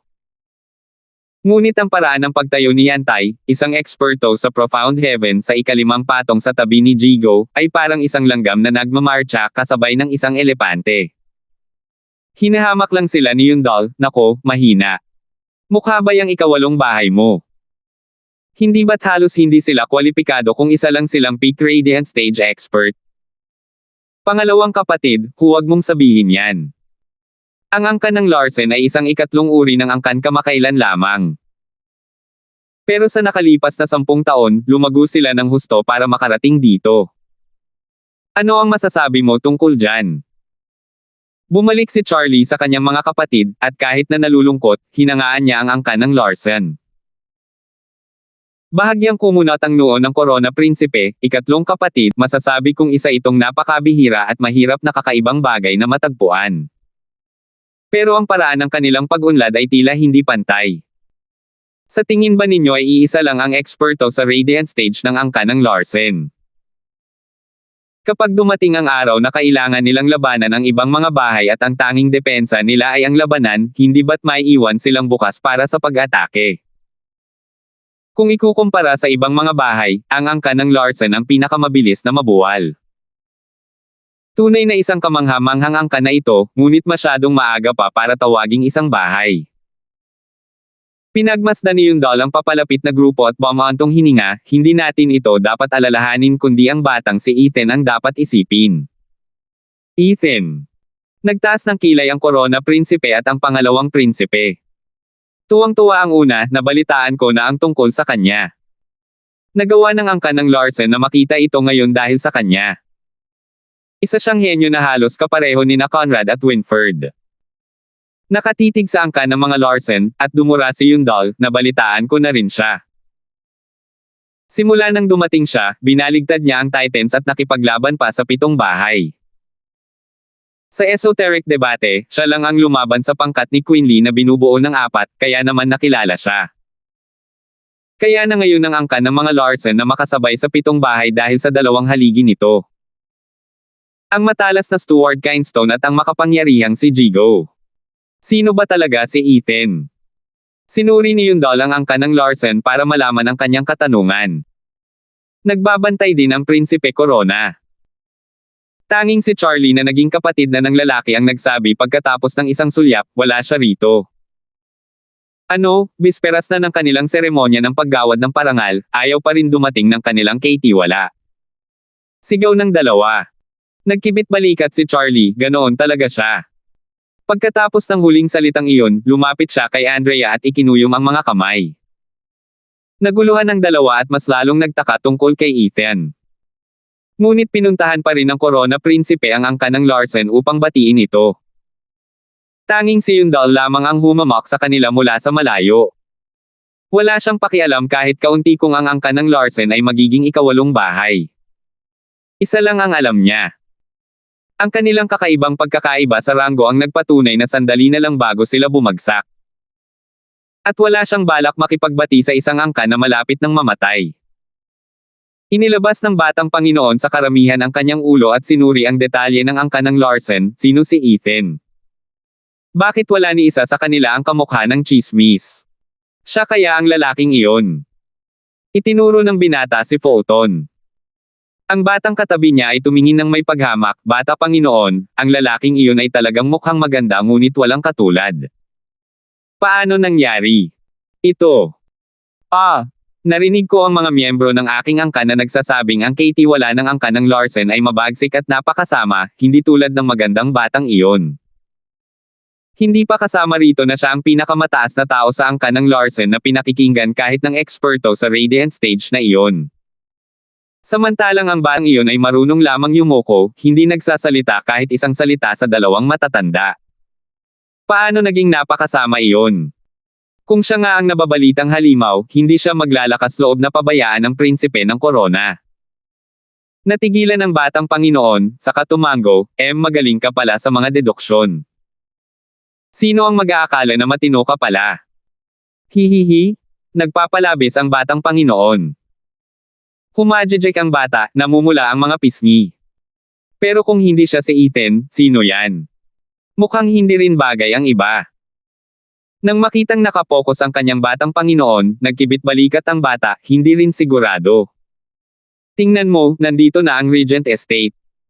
Isang sigaw ang nakakuha ng atensyon ng lahat.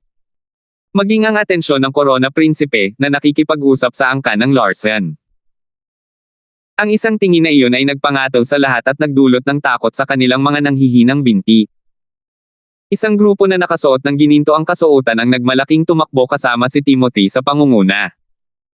Katabi niya ang kanilang kaitiwala, ang pangalawang pinakadakilang isip ni Titans, ang unwanted controver na si Winford. Kasunod nito ay ang mga elder ng Profound Heaven, 50 ang bilang, na naglalabas ng kanilang makapangyarihang mga aura. Ngunit hindi iyon kahanga-hanga. Ang ikinagulat ng lahat ay ang Venerable Contingency. Isang kabuoang 30 tao na naglalabas ng hindi kapani-paniwalang kapangyarihan. Anumang tingin nila ay sapat na para give-in ang lahat. Napalunok ang Corona Prinsipe sa magarbong pagpapakita. Hindi niya akalain na aabot sa ganito kataas ang kapangyarihan ng Regent Estate, halos maabutin ang pamilya ng imperyo. Natulala ang pangalawang prinsipe. Naiwan siyang nakayuko, nanlalaki ang mga mata, nakalimutan ang sarili habang nagsasalita, "Nako, iyan pala ang tinatawag mong 1,000 taong gulang na pamana." Paano pa kaya maihahambing ang bagong sikat na angkan ng Larsen? Pinanood sila ni Jigo ng may malamig na tingin. Malinaw sa kanya ang kapangyarihan ng Regent Estate. 15 sa mga Venerable ang nasa ibaba ng ikatlong patong ng Radiant Stage, 10 sa kanila ay nasa pagitan ng ikatlo at ika-6, at 5 sa itaas. Sa aspetong ito, hindi nagkulang ang angkan ng Larsen.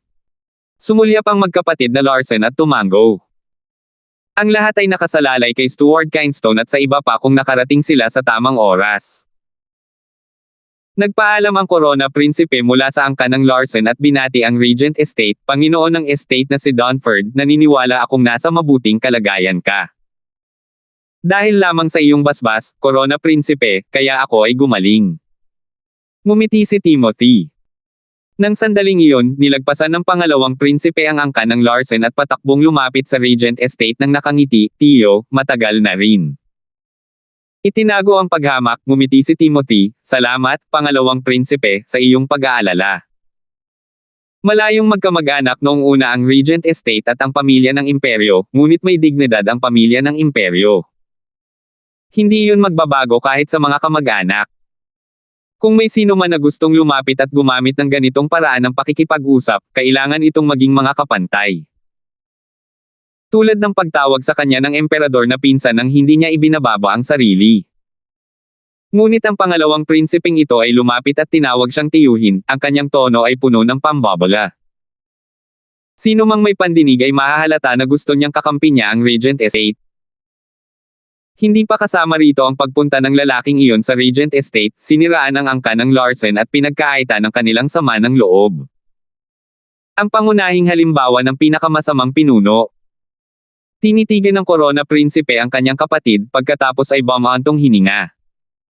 Ang grupo ni Timothy ay tanging ang pangalawang prinsipe lamang ang hinahamak. Makitid ang isip, mayabang, bulag ang ambisyon, puro salita, at walang magawa kahit isang bagay sa buhay. Sumulyap kay Winford, nagkaugnay ang isipan ng dalawa at sila ay ngumiti. Mataas na kagalang-galang, nandito na ang iyong matandang kaibigan. Bakit hindi mo siya batiin? Nakangiting itinuro ni Winford ang angkan ng Larsen. Tumango at ngumisi si Fergus, saka naglakad papunta sa angkan ng Larsen. Nakaagaw ng tingin ang nangungunang eksperto ng Regent Estate habang naglalakad siya. Alam ni Jigo ang kanyang layunin kaya lumabas din siya. Alam ng lahat na ang pinakamalakas sa dalawang angkan ang maghaharap ngayon. Dahil tinalikuran na ni Jigo ang Regent Estate, kailangang ayusin ng huli ang kahihiyang ito o magiging mantsa ito sa kanilang pangalan. Matamang pinagmasdan ng mga tao ang dalawa habang papalapit sila. Paano kaya nila ito maaayos? Pati ang ibang mga bahay ay nanood din. Tila isang problema ito sa pagitan ng dalawang lalaki na kumakatawan sa isang alitan sa pagitan ng dalawang angkan. Ang pagkatalo ng sino mang panig ay nangangahulugan ng kahihiyan para sa kanilang angkan. Hindi kayang matalo ng Regent Estate. Natalo ang Regent Estate sa esoteric debate, ngunit para iyon sa nakababatang henerasyon. Bagamat ang pagkatalo rito ay nangangahulugan na ang kanilang 1,000 taong pamana ay magugunaw, gayon din sila. Gayunpaman, handa pa ring gawin ng Regent Estate ang komprontasyong ito, tiwala sa kanilang tagumpay. Habang nakatingin kay Jigo, natawa si Fergus, "Mad-deeper Jigo, natalo ka na sa akin noon. Paano kung ipakita mo sa akin ang iyong pag-unlad mula sa mga nakaraang taon, hahaha." 355. Huminto ang dalawa ng 20 metro ang layo sa isa't isa. Nagsimula si Fergus sa pangungutya, "Hahaha, Jigo, noong una kang pumunta sa Regent Estate, para iyon sa Imperial Tyrant Body Art. Para pagtaksilan mo kami pabor sa angka ng Larsen, malamang ay dahil din iyon sa isang katulad na bagay, hindi ba?" Tama. Prangka si Jigo, "Buong buhay ko, lagi akong nahuhumaling sa martial arts, puro kapangyarihan lang ang hinahangad ko. Pero masyado kayong makasarili, ayaw niyong ibigay sa akin ang kumpletong Imperial Tyrant Body Art. Kaya bakit ko naman ibibigay ang lahat para sa inyo? Humph! Ang ating Imperial Tyrant Body Art ay walang kapantay na profound rank cultivation method sa Titans. Kahit maliit na bahagi lang nito ay nakatulong na sa iyo habang buhay. Pero, buti na lang, tama ako na husgahan kitang hindi mapagkakatiwalaan at tumanggi akong ibigay ito sa iyo. O baka ibang usapan na naman ngayon?" Natatawang sabi ni Fergus, "Hindi kasama rito ang balita kung sumali ka sa angka ng Larsen para sa parehong bagay na hindi namin ibinigay sa iyo, isang paraan ng paglilinang, tama ba?"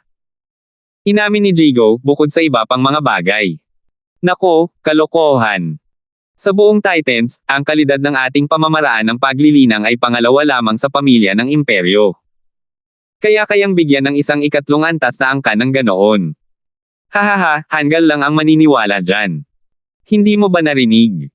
Ang angka ng Larsen ay may mahimalang kaitiwala. Binigyan niya ako ng isang bagay na hindi mo mapapanaginipan. Sagot ni Jigo. Bumaba ang boses ni Fergus, "Ethan. Humph, ano nga ba ang makakamit ng isang matatalinong punk? Isa lamang siyang hari sa mga manloloko. At dahil mataas ang pagtingin mo sa kanya, napukaw mo ang aking interes na panoorin siya mismo. Pero una, tingnan natin kung ano ang natanggap mo mula sa angka ng Larsen." Umugong ang kapangyarihan ni Fergus at siyam na gintong dragon ang umungal habang umiikot sa kanya. Nagniningning siya sa lakas at mapaminsalang kapangyarihan, ang Imperial Tyrant Body Art ng Regent Estate ay naipakita sa lahat ng kaluwalhatian nito at sinanay ng husto. Hahaha, tamang-tama ang timing. Panahon na para gumanti ako sa sama ng loob na iniwan ko sa loob ng maraming taon. Habang tumatawa, si Jigo ay nabalot ng madilim na enerhiya, nilamon sa tiyan ng isang malaking dragon na may pulang mga matang uhaw sa labanan. Ilang sandali na lang ay malapit na ang isang deathmatch ng dalawa. Nagulat ang prinsipe ng korona at sumugod upang pigilan ito. Ngunit isang lalaking kasuot ng gininto ang damit ang pumihil sa kanya bago pa siya nagkaroon ng pagkakataon. Ngumiti si Timothy, koronadong prinsipe, sila ay mga eksperto sa peak radiant stage. Para sa iyong kaligtasan, mangyaring lumayo sa aming kagalang-galang. Nanginig ang prinsipe Corona at napansin niyang nasa likuran din ng isang kagalang-galang mula sa Regent Estate ang kanyang mga kapatid. Bumantong hininga na lamang siya. Malinaw na ayaw ng Regent Estate ng panghihimasok. Bago pa man magsimula ang seremonya ng paggawad ng parangal, gusto na niyang ipakita sa angka ng Larsen ang kapangyarihan ng pinuno ng mga sambahayan. Pero dahil sa isang ganap na labanan na nagaganap dito, paano naman ang reputasyon ng pamilya ng imperyo? Sa kritikal at kakilakilabot na sandaling ito, karaniwang nakikialam ang isang banal na dragon. Hindi ba? Biglang nanginig ang prinsipe ng korona. Bakit walang mga banal na dragon sa paligid? Ipinapakita nito na matagal na nilang pinlano ito. Ang ama ba ng imperyo ang nasa likod nito? Nawala ang pag-aalala ng korona prinsipe nang tignan niya ang dalawang mandirigma na nagtataka. Malinaw na determinado ang emperador na purihin ang angka ng Larsen dahil sa kanilang huwarang pag-uugali. Ngunit nang hayaan ang angka ng Larsen at ang Regent Estate na maglaban sa mga tarangkahan, hindi niya malinaw kung ito ba ay naglalayong ipahiya ang bagong bahay o yapakan ang mayabang na ugali ng Regent Estate. Gayunpaman, imposibleng salakayin ang Regent Estate sa puntong ito. Na nangangahulugang. Lalong naguluhan ang prinsipe ng korona. Ano ba ang ginagawa mo, amang imperial? Tanging si Winford lamang ang mahinahong nag-aalaga ng kanyang balbas. Madali niyang nahulaan na nagbago ang paninindigan ng emperador sa angkan ng Larsen mula nang makuha ni Ethan ang Dragon Vein Soul. Kaya naman ang seremonya ng paggawad ng parangal na ito ang perpektong oras upang subukan ang kakayahan ng angkan ng Larsen. Dahil sa kung paano nababalot ng misteryo ang mga kilos ni Ethan noong mga nakaraang taon na kahit ang emperador ay hindi alam, nakakaramdam siya ng higit pa sa simpleng pagkabalisa. Halimbawa, tanging ang Diyos lamang ang nakakaalam kung kailan lumipat ng panig si Jigo ngunit ngayon lang niya ipinakita ang kanyang mukha. At hindi hahayaang lumala ang isang mabisang banta. Kaya naman ang palabas ngayon ay inihanda sa kagandahang loob ng kanyang kamahalan, kasama ang Regent Estate bilang pangunahing aktor. Dahil magkapareho ang interes ng dalawa, upang matuklasan ang maliliit na sikreto ng angkan ng Larsen. Sa puso ng kabisera ng imperyo, sa pinakamataas na palapag ng pinakamataas na restaurant, nakaupo sina Levi at Hollis. Hindi inalis ng kanilang mga mata ang siyam na pintuan at ang mga alon ng kapangyarihang nagmumula roon. Matandang pangil, kasing lakas natin ang dalawa. Ang pag-iwan sa kanila para lumaban ay magpapawala ng kontrol dito. Kumunat ang noo ni Hollis Zimmer habang kinakalikot ang pyesa ng chess. Hawak ni Levi ang isang bagong-bagong plauta habang umiiling, nakangiti, utos ito ng kamahalan. Hayaan silang lumaban. At kahit na lumaki pa ito ng sobra, mayroon tayong batang santor para harapin sila, hahaha. Totoo, sa huli, lahat ay nakasalalay sa maliit na halimaw. Umiling si Hollis at bumantong hininga, pero hindi ba't gagawin tayong lubos na walang silbi dahil doon? Tingnan mo kami, ang mga walang talo na Divine Dragon, ang Jade Flute Divine Sword at ang Monochrome Chess Sage, na ngayon ay mga labi na lamang ng nakaraan, lipes na. Kung hindi si Fergus, kahit ang isang ikatlong antas na kagalang-galang na angkan ay mas magaling kaysa sa amin, hindi kami magkakaroon ng ganoon kadaling pagpunta saan man namin gusto sa Titans ngayon. Lumubog ang kalooban ni Hollis at umiling si Levi, tama ka, pero kahit na ganoon, maging si Fergus o si Jigo, pareho silang makapangyarihang lalaking may ambisyon noong araw. Normal lang ang mahuli. Pero kung biglang umabot sa antas natin ang isang bago at paparating na eksperto, babasag ang ulo ko at mamamatay. Natagpuan ni Hollis ang karunungan sa kanyang mga salita. Hindi na nila ito pinag-isipan pa at ipinagpatuloy ang panunood sa nangyayari. Tuwang-tuwa ang mga manunood sa inaasahang magandang palabas, ngunit ngayon ay takot na sila, nagtatakbuhan parut-par ito para maghanap ng masisilungan. Kapansin-pansin ang mga partikular na angkan na naruroon sa esoteric debate, na talagang nangangamba sa mga kahihinatnan nito. Alam na alam nila ngayon kung ano ang kaakibat ng isang sagupaan sa pagitan ni Colossi. Ang paglapit ay parang pagpapakamatay at ang pagkatamaan ng isang ligaw na nilalang ay maglilibing sa iyo. Kung hindi sila tatakas ngayon, hindi sila kailanman magkakaroon ng pagkakataon. Gayunpaman, habang sinusukat ng dalawa ang kanilang mga aura at nagpapalakas ng kanilang mga kapangyarihan, ang mga tao ay naghiyawan at nagsilabasan na lang mula roon. Natisod ang batang Panginoon sa gitna ng kaguluhan ngunit nanatili sa kanyang pwesto. Wala siyang kaalam-alam sa kung ano ang mangyayari. Pagkatapos ay hinayal ng nagmamadaling karamihan ang kanyang damit na nagpakita ng isang magandang kamay at isang nakasisilaw na pulse heiress na Jade. Sumigaw ang batang Panginoon, sinusubukang pagtakpan ito, ngunit marahil ay medyo mahirap ito dahil sa nagwawala at nagtatakbuhan na mga tao. Nahulog ang pulse heiress at nagsimulang gamulong sa lupa. Nataranta ang batang Panginoon at hinabol ito, ang pulse heiress ng ina ng imperyo. Bata Panginoon. Huwag masyadong mapanganib. Nakita siyang sinugod ng bata ang gumugulong na pulse heiress, patungo sa labanan ng dalawang eksperto. Imposibleng maabutin siya sa oras dahil mas lalo pa siyang kinaladkad ng mga mandurumog palayo. Sa wakas, sumingit ang batang Panginoon sa pagitan ng mga huling tao at sa wakas ay bumilis ang takbo, na hawakan ang pulse heiress ng nakangiti. Ngunit ng sandaling iyon, gumalaw ang dalawang eksperto. Kasabay ng isang malakas na putok, sumugod sila sa isa't isa. Habang ang binata ay nakatayo roon na parang naninigas, sa gitna. Sining ng katawan ng imperial na tirano. Lumilipad na demonyong dragon. Habang umuungal sila, ang kanilang kapangyarihan ay umabot sa masa bago pa man sila magbanggaan. Walang oras ang binata para umiwas, ramdam ang makajos na presyon na dumadaloy sa kanya at umubo ng dugo. Humampas sa kanya ang malalakas na hangin, pinunit ang kanyang damit at ibinunyag ang isang marangyang kasuotan. Nahulog ang kanyang sombrerong pang-scholar, nakalawit ang mahaba at itim na buhok. Babae siya. Mandy. Sumigaw ang tatlong prinsipe, tumigil ka. Hindi naman sa malaki ang naitulong nito. Sarili lang nilang ungol ang narinig ng dalawa. Kapag umatake ang isang eksperto, wala siyang dahilan para tumigil. Tumayo agad sina Levi at Hollis, prinsesa. Nagmadali silang sumaklolo. Kahit alam nila ang kawalang saysay nito, kahit sila ay hindi siya mailigtas, na nakulong sa maelstrom ng kapangyarihang isinilang ng dalawang nagbabanggang peak radiant stage expert. Hindi man lang napansin ni na Jigo at Fergus ang babae.